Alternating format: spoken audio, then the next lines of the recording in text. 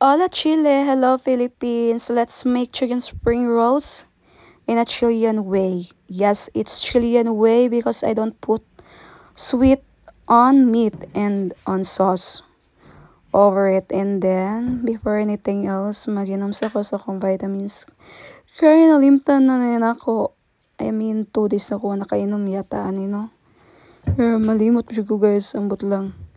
And then, hapon na siya nga time sa nag-prepare ko sa mong dinner kay magluto sad ko og banana bread today for our dinner sad na siya. And muna niya akong chicken. Actually, 1 leg part na siya. Dako siya nga leg part. Then akong gi-cut into 3. Ako na siyang gidukduk maayo daan before na ako siya gi-marinate, no? And gi-marinate ko na siya 24 hours, guys. Gibutangan ako siya og lemon, garlic, pepper, and soy sauce gamay lang. And then some oregano. Gamay ra siya gud akong i-marinate. Then mas ganahan ako i-marinated ang chicken. Kaya mas lami siya kanon, guys, as in. Yung ganahan siya ko anang lutuon siya pinauga. The last time nagluto ka ni is napalpak, as in sunog siya. I mean, luto siya ang yang gawas andit sa sulod kang pagbubuo. So now kay naka-adjust na ako na siyang pahinayan ng iyang kayo. And ako siyang paugahon siya din maayo para lamig siya.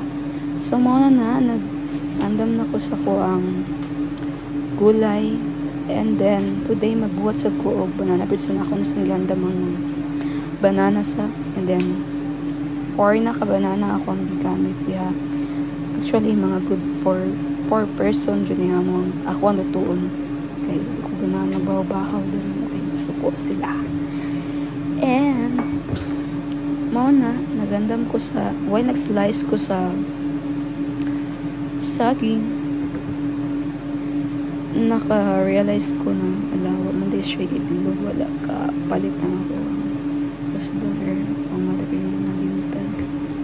So nagpaabot sa ako sa muang itlogan na time, pero ako lang siyang giandam mga ingredients, no? Kay ganahan siya kumukaon og banana bread kay wala sila ibaligya na banana bread diri, guys. More on tabang kasagaran.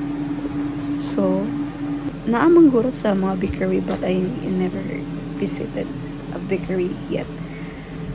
And so muna na siya akong chicken. Ugag ka siya, guys. Actually lami ka siya kanon that time but ako na siyang ipalaman sa akong ang buhaton karon nga spring roll. So muna na akong mga ingredients. Nakay tubig dia ibutang, no, for the rice paper na siya. Akong chicken nga akong gikusnit muna siya result.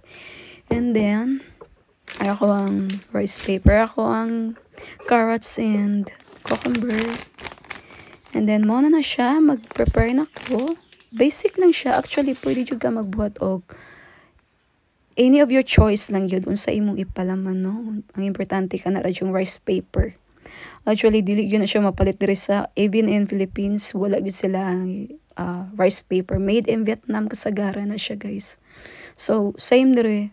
Nga kung pares mag-order sad siya sa online. And wala po na siya diri sa Chile gyud. Mo na siya ang main ingredients gyud ani, no, kaniyang chicken. Mo na siya result. And nakalahi sa dani, guys. Ako na siyang gibutangan og avocado.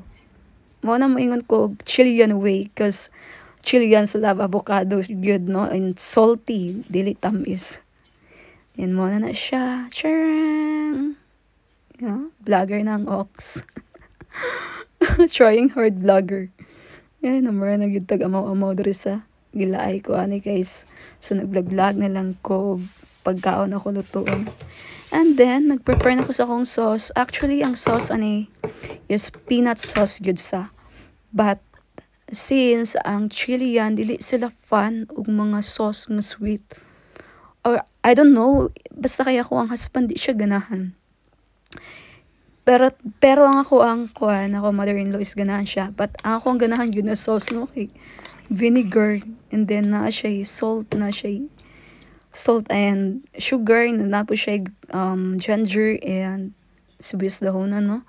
Ganahan kikuha na guys.